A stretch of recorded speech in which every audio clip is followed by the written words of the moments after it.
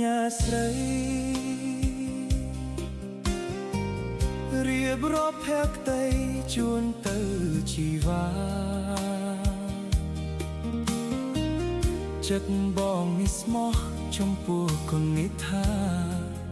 រូបអូនជាផ្កាស្រស់ដូរក្នុងរបរពេលឃើញអូនភ្លៀមបងផាំងស្មារតីស្រស់កាយពិសីនាងស្អាតដូចអប្សរាវងភ័ក្រភពផុងថ្ពាល់ខូចភ្លឺថ្លាបងលង